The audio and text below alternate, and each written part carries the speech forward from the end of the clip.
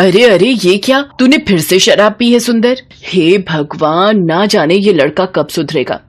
अरे ओ चंदन, तू तो बड़ा जिगरी दोस्त बना फिरता है ना इसका, समझाता क्यों नहीं इसे? वो अम्मा, मैं समझाता तो हूँ पर ये मेरी सुनता ही नहीं। हाँ हाँ, तू तो बड़ा समझाता होगा इसके साथ शराब पीते हुए, है ना? नहीं बाबूजी, ऐसा तो कुछ भी नहीं है। सुधर जाओ तुम दोनों, इतनी मुश्किल से ये ट्रक चलाने का काम मिला है, ये रोज रोज का पीना नहीं छोड़ा तुम दोनों ने तो ये काम भी जाएगा हाथ से। जी जी। अच्छा अम्मा, सुंदर जाग जाए तो उससे बोलना कि कल ही माल लेकर निकलना है। ठीक है, पर पहले ये होश में तो आए, पता नहीं कितनी लगा के आया है। वैसे तो सुंदर में और कोई बुराई नहीं थी, लेकिन शराब पीने की लत ही काफी थी जो बड़ी मुसीबतें पैदा कर रही थी। चंदन तो फिर भी कम पीता था, लेकिन सुंदर की तो कोई शाम बिना शराब के पूरी ही नहीं होती थी। हालांकि घर का खर्च उठाने में उसने कभी कोई कमी नहीं रखी, लेकिन फिर भी सुंदर के माता पिता को हमेशा उसकी सेहत की फिक्र होती थी। सुंदर हमेशा से ऐसा नहीं था। असल में उसे एक लड़की बहुत पसंद थी, लेकिन जब उसने किसी और से शादी कर ली तो सुंदर ने शराब को ही अपना गम भुलाने का जरिया बना लिया, और साथ देने के लिए चंदन तो था ही। हाँ तो बता भाई, कहाँ से माल भरना है और कहाँ उतारना है? वो सब तो बाद में बताऊंगा, पहले वो सुन जो तूने कल किया है। हाँ यार, कल वाकई कुछ ज्यादा ही हो गई। आज दिन में जाकर होश आया मुझे, बस इतना ही याद है तुझे। इसके अलावा जो कांड किया उसका क्या? कांड? अबे यार जल्दी बता, मुझे तो कुछ याद नहीं है। ज्यादा कुछ नहीं, बस एक कार भेज दी थी तूने। क्या बोल रहा है? अपना ट्रक ये ठीक तो है ना? हाँ ठीक है, जो थोड़ी बहुत टूट फूट हुई थी ठीक करवा दी है मैंने। और वो कार, और कोई पुलिस वुलिस का चक्कर तो नहीं हुआ? नहीं, अभी तक तो ऐसा कुछ नहीं लग रहा। बाकी उस कार का क्या हुआ राम ही जाने। मैं तो फौरन ट्रक लेकर वहां से भाग निकला था। रात काफी हो गई थी तो मुझे नहीं लगता कि किसी ने देखा होगा। अच्छा चल, ये अच्छा हुआ फिर तो। पर भाई अब थोड़ा संभलना पड़ेगा, ऐसा फिर नहीं होना चाहिए। चल तो ऐसा करेंगे, अब से डिलीवरी के बाद पिया करेंगे ताकि उतरने का वक्त मिल जाए। क्यों? दुनिया इधर की उधर हो जाए, पर तू मत सुधरना, ठीक है? चलो जल्दी से माल लेके कानपुर निकलना है। फिर से कानपुर? अरे यार, मतलब फिर से पूरी रात का सफर? तो इसका मतलब ये कि आज बोतल नहीं खुलेगी, समझा? ऐसे कैसे नहीं खुलेगी? तू यहीं रुक, देख मेरे पास क्या है। अरे तू मरवाएगा यार, अभी लंबा सफर करना है यार, रहने दे। अरे कुछ नहीं होगा, बस एक एक टिकाएंगे। चल अब ज्यादा नाटक मत कर और आजा जल्दी से। इसके बाद दोनों ने वहीं बैठकर थोड़ी सी शराब पी और फिर अपना ट्रक लेकर निकल पड़े। पहले उन्होंने पास के ही गोदाम से ट्रक में माल भरवाया और फिर कानपुर के लिए हाईवे का रास्ता पकड़ लिया। आपस में हंसी मजाक करते हुए वो चले जा रहे थे। कुछ ही देर में अंधेरा हो गया, तभी अचानक अबे चंदन, वो देख, मैं ट्रक रोकता हूँ, तू बात करियो, ठीक है? ओए तू पागल है क्या? चुपचाप चलता जा, क्या पता कोई गैंग हो उसके पीछे। अरे ना यार, देख तो कितनी मासूम और प्यारी लग रही है, और कुछ परेशान सी भी है। हो सकता है मदद की जरूरत हो इसे। मैं ट्रक रोक रहा हूँ, तू बस दूर से पूछ लियो कि क्या बात है। सुंदर ऐसा ही करता है। उस लड़की के पास जैसे ही वो ट्रक रोकता है तो वो लड़की खुद ही दौड़कर सुंदर के पास आ जाती है और रोते हुए सुंदर से कहती है, मुझे बचा लो, भगवान के लिए बचा लो मुझे, वो गुंडे मेरे पीछे हैं, मुझे उनसे बचा लो। अरे मैडम आप डरो नहीं, ऐसा करो पीछे जाकर चढ़ जाओ ट्रक में, वहाँ सामान के बीच थोड़ी सी जगह है। ठीक है, आपका बहुत बहुत शुक्रिया। वो लड़की ऐसा ही करती है और सुंदर ट्रक लेकर फिर से चल पड़ता है। तभी उसका ध्यान चंदन की तरफ जाता है, जो उसकी तरफ बहुत गुस्से से देख रहा था। आगे जो कोई ढाबा या ठीक ठाक जगह दिखे ना तो उतार दिए उसे, समझा ना? थोड़ी ही दूरी पर एक ढाबा दिखाई देने लगता है जहाँ अच्छी खासी रोशनी थी और एक बस भी खड़ी हुई थी। सुंदर ने वहाँ जाकर ट्रक रोक दिया और फिर उस लड़की से कहा, अरे मैडम जी आ जाओ नीचे, ढाबे पर रोकिए गाड़ी, आकर कुछ खा पी लो। जी आपका बहुत बहुत शुक्रिया, पर मुझे भूख नहीं है। अच्छी बात है, तो आप ऐसा कीजिए, यहीं पर उतर जाइए, वो सामने बस खड़ी है, आप उसमें बैठकर अपने घर जा सकती हैं। चंदन की बात सुनकर वो लड़की जोर जोर से रोने लगती है। अरे आप रोइए मत। ओए चंदन, तू पागल है क्या? है वो अकेले घर कैसे जाएगी? और पैसे भी तो नहीं होंगे इसके पास। मैडम जी आप चिंता ना करो, आपका घर कहाँ है हमें बताओ, हम आपको आपके परिवार तक पहुँचा देंगे। पर मेरा तो कोई है ही नहीं, मैं अनाथ हूँ, अकेली एक किराए के मकान में रहती थी, पर उन गुंडों ने मेरा घर देख लिया है। अब मैं वापस गई तो वो लोग नहीं, आप ऐसा कीजिए, हमारे साथ हमारे गांव चलिए, वहाँ आपके रहने का इंतजाम हो जाएगा। चंदन को ये सब ठीक नहीं लग रहा था, लेकिन सुंदर उसकी कोई बात सुन भी नहीं रहा था। फिर अचानक ही चंदन के माथे से पसीना बहने लगा। उस लड़की के पैर उल्टे थे। ये देखकर चंदन बुरी तरह से डर गया और भागता हुआ सुंदर के पास गया। भाई जल्दी चल, निकल यहाँ से, वो लड़की चुड़ैल है, उसके पैर उल्टे हैं यार। तू पागल है क्या? है अब तो पिए हुए काफी देर हो गई बे, अब तक उतरी नहीं क्या? इतने में वो लड़की भी वहाँ पहुँच गई। सुंदर ने उसके पैरों की तरफ देखा जो बिल्कुल ठीक थे। सुंदर ने गुस्से में चंदन की तरफ देखा और फिर वो तीनों खाने के लिए बैठ गए। मैडम जी, वैसे आपका नाम क्या है? मेरा नाम प्रेरणा है। सुंदर ने प्रेरणा की मदद करने की पूरी कोशिश की। डिलीवरी पूरी करने के बाद वो उसे अपने घर लेकर गया। उसके माँ बाबूजी ने प्रेरणा को अपने घर में रहने दिया। फिर अगले दिन, अरे वाह बेटी, तुमने तो पूरा घर एकदम नया सा कर दिया और ये नाश्ता ये भी बना दिया। पर तुमसे ये सब करने को कहा किसने? सुंदर ने क्या? नहीं माँ जी, ये सब तो मैंने अपनी मर्जी से किया है। मुझे घर के काम करना बहुत अच्छा लगता है और फिर मैं आप लोगों के लिए इससे ज्यादा और कर भी क्या सकती हूँ? कर सकती हो बेटी, मुझे गलत मत समझना, पर मुझे लगता है कि वो तुम ही हो जो मेरे सुंदर को सुधार सकती हो। वैसे तो वो बहुत ही अच्छा और जिम्मेदार लड़का है, लेकिन बस एक शराब पीने की बुरी लत है उसे। पर मुझे पूरा भरोसा है कि अगर तुम उसका हाथ थाम लो तो वो शराब भी छोड़ देगा। प्रेरणा बिना कुछ कहे ही वहाँ से चली गई। सुंदर पीछे खड़ा ये सारी बातें सुन रहा था। असल में उसे भी प्रेरणा बहुत पसंद आ गई थी और उसकी माँ ने उसके दिल की बात प्रेरणा से कह दी थी। कुछ ही दिनों में सुंदर और प्रेरणा की शादी हो गई। फिर उसी रात, प्रेरणा कहाँ हो? ये लुका छिपी खेलने का वक्त नहीं है, मुझे तुमसे बहुत सारी बातें करनी है। प्रेरणा उस कमरे में थी ही नहीं। सुंदर ने कमरे से बाहर आकर उसे ढूंढने की कोशिश की। तभी अचानक उसकी नजर घर के आंगन पर पड़ी, जहाँ पीपल के पेड़ के नीचे प्रेरणा बैठी हुई थी। प्रेरणा, तुम यहाँ हो? वैसे यहाँ क्या कर रही हो? चलो अब शर्माओ मत और अंदर चलो ना। सुंदर ने जैसे ही प्रेरणा का हाथ पकड़ने की कोशिश की, तभी कुछ ऐसा हुआ जिसे देखने के बाद सुंदर औंधे मुंह जमीन पर गिर पड़ा। वो थी तो प्रेरणा, पर पहले से बहुत अलग और डरावनी। कौन हो तुम? मेरी प्रेरणा कहाँ है? कहाँ है वो? तेरी प्रेरणा? अरे हट, तू मेरा दुश्मन है, तुझसे बदला लेने आई हूँ मैं। मार दूंगी, जान से मार दूंगी तुझे। ये क्या बकवास कर रही हो तुम? और हाँ, इससे तो मिलने। चंदन, ये क्या किया तुमने मेरे दोस्त के साथ? देखो, तुम्हें जरूर कोई गलतफहमी हुई है। मैंने तुम्हारा कुछ नहीं बिगाड़ा है और मेरे दोस्त ने भी नहीं। तुझे कैसे याद होगा? शराब के नशे में धुतता तू। मेरी शादी हुई थी उस दिन। मैं अपने पति के साथ हमारी नई कार से अपने ससुराल जा रही थी। कितनी खुश थी मैं, लेकिन तूने सब बर्बाद कर दिया। याद कर कैसे तूने हमारी कार को अपनी ट्रक से टक्कर मारी और फिर उसे गहरी खाई में गिरा दिया। मुझे, मेरे पति को और मेरे ससुराल वालों को भी, सबको मारा है तूने। आज भी हम सबकी लाशें वहीं पर अपने दाह संस्कार का इंतजार कर रही हैं। असल में ये वही एक्सीडेंट था जो शराब के नशे में सुंदर से हो गया था और जिसके बारे में चंदन ने उसे बताया था। देखो, मैं अपनी गलती मानता हूँ, पर मुझे एक बात बताओ, तुम्हें अगर मुझसे बदला लेना ही था तो उस दिन हाईवे पर ही क्यों नहीं मार दिया मुझे? मुझसे शादी क्यों की तुमने? क्योंकि मैं तुझे वही दर्द देना चाहती थी जो तूने मुझे दिया। अपनी शादी के दिन ही अगर सब कुछ खत्म हो जाए तो कैसा लगता है? बता मुझे, कैसा लगता है? हाँ, बहुत बुरा है ये। मैं वाकई सजा के लायक हूँ, पर मेरे माँ बाबूजी और मेरे दोस्त की इसमें कोई गलती नहीं है। भगवान के लिए इन्हें छोड़ दो।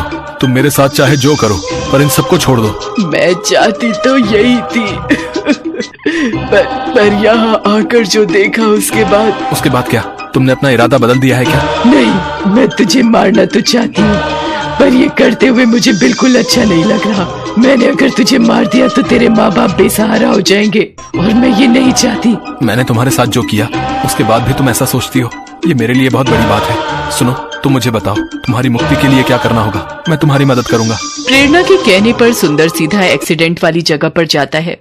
वो किसी तरह खाई में उतरकर प्रेरणा और उसके परिवार वालों के शव बाहर निकालता है और फिर प्रेरणा से माफी मांगते हुए उन सब का पूरे विधि विधान से दाह संस्कार करता है। ऐसा करते ही प्रेरणा को मुक्ति मिल जाती है और सुंदर भी बच जाता है। लेकिन इसके बाद से सब कुछ बदल गया। सुंदर की माँ ने प्रेरणा को जो काम सौंपा था वो आखिरकार उसने कर दिया था, क्योंकि इसके बाद से सुंदर ने शराब को कभी हाथ नहीं लगाया और पूरा ध्यान अपने काम पर लगाने लगा। रात के सन्नाटे में एक चुड़ैल अपनी गुफा में शादी के जोड़े में अपने जादुई आईने के पास बैठी हुई है। वो आईने को घूर घूर कर देख रही है। कुछ देर बाद अपने हाथ में पकड़े चाकू से वो अपनी उंगली काट लेती है। खून की धार उंगली से निकल पड़ती है। फिर वो उंगली से निकलती खून की बूंदों को जादुई आईने के ऊपर छिड़कती है और जोर से चिल्लाते हुए कहती है, दिखा, दिखा मुझे, आज पद्मानगर में किसके किसके घर शादी है, दिखा। उसके बाद उस जादुई आईने में कुछ तस्वीरें उभरने लगती हैं। उन तस्वीरों में कुछ दुल्हा दुल्हन दिखते हैं तो कुछ बाराती कोई दूल्हा मंडप में बैठा हुआ होता है तो कोई अपनी घोड़ी पर चढ़कर दुल्हन के घर जाने की तैयारी कर रहा होता है। उन तस्वीरों में एक दूल्हे दुल्हन पर उसकी नजर रुक जाती है। आज ये चंपू बनेगा मेरा शिकार। पद्मानगर में इन दिनों अजीब सी घटनाएं एकाएक घटने लगी हैं। जिसकी भी नई नई शादी होती है, उस शादी में एक भयानक चुड़ैल पहुंच जाती है। वो चुड़ैल दुल्हन की ड्रेस में होती है। चुड़ैल कभी मंडप से दूल्हे को लेकर गायब हो जाती है तो कभी सड़क से। आज भी वो एक मंडप पर पहुंच गई है, जहां पर दूल्हा दुल्हन शादी के फेरे ले रहे हैं। पंडित जी मंत्र भी पढ़ रहे हैं। 7 फेरों के साथ 7 वचन लेने होंगे और शादी के बाद इन वचनों पर अमल भी करना होगा। पंडित जी दूल्हे और दुल्हन के फेरे करवा ही रहे थे कि तभी वहां वो चुड़ैल हंसते हुए पहुंच जाती है। उसे देख डर के मारे पंडित अपने मंत्र भूल जाता है।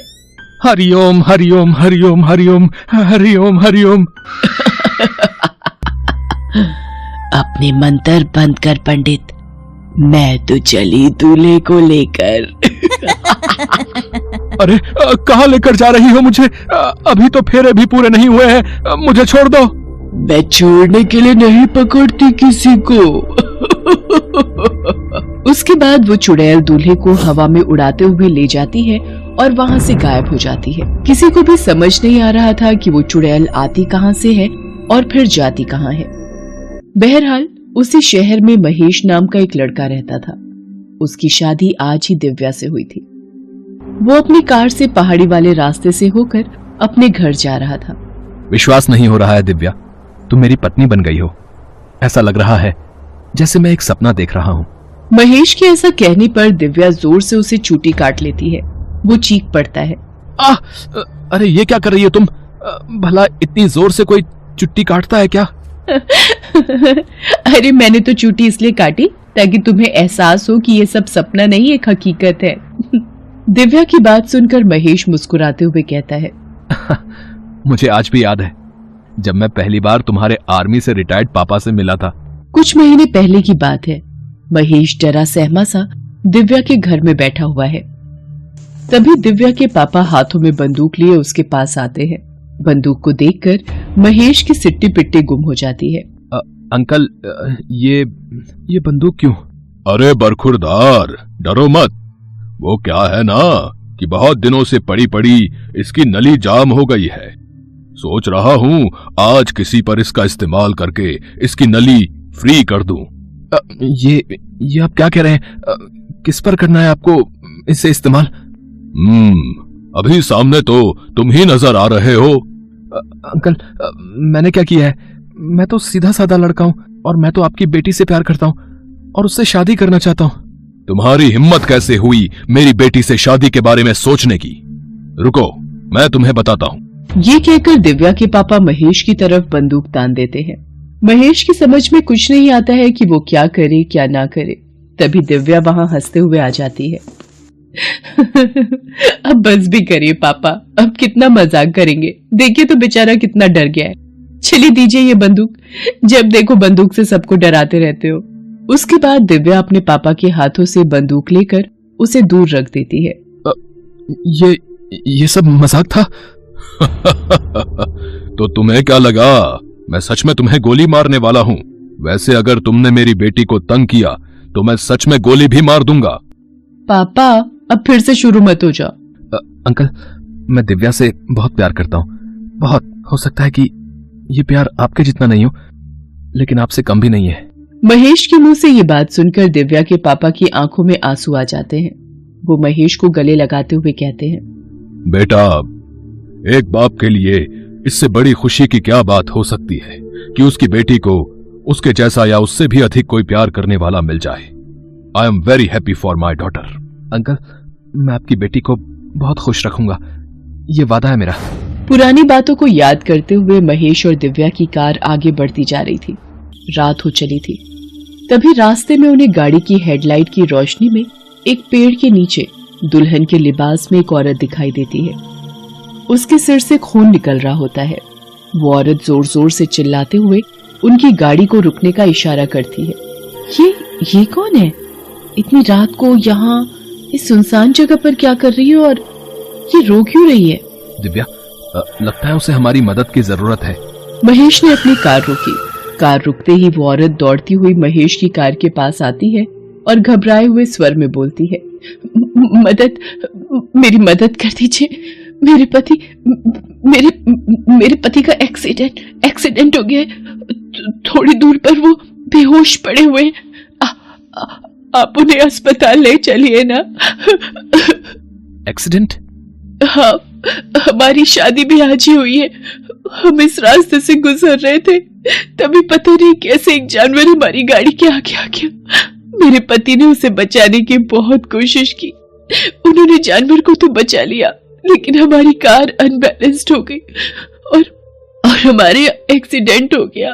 पिछले कई घंटों से मैं लोगों से मदद मांग रही हूँ, लेकिन कोई हमारी मदद के लिए नहीं रुक रहा है। प्लीज आप मेरे पति को बचा लीजिए ना, उन्हें अस्पताल पहुंचा दीजिए ना, प्लीज। उसकी बातों को सुनकर महेश और दिव्या दोनों का दिल पसीज गया। दोनों उस औरत के साथ गए। कुछ दूरी पर ही उसका पति बेहोश पड़ा था। जैसे ही दोनों उस औरत के पति के पास पहुंचे तो दिव्या की चीख निकल गई। ये आपके पति हैं? आपने तो कहा वो बेहोश है, लेकिन ये तो उनका कंकाल है। कब हुआ था आपके पति? 6 महीने पहले।